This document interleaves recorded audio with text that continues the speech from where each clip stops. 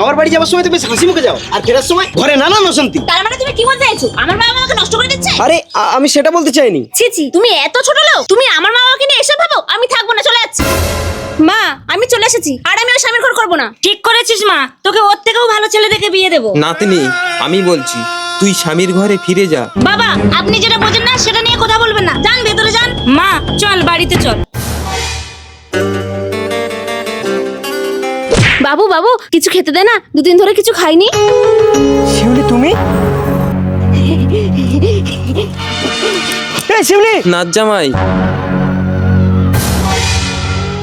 নাচ জামাই, আমার নাতনিটা সেই যে তোমার বাড়ি থেকে চলে এলো, তারপর ওর বাবা মা অন্য একটা ছেলের সাথে জোর করে বিয়ে দিয়ে দেয়। সেখানে ছেলেটার অত্যাচারে নাতনিটার আর সংসার হলো না।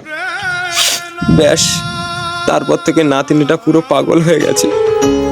এভাবেই একটা মেয়ের জীবন টুকরো টুকরো হয়ে শেষ হয়ে যায়।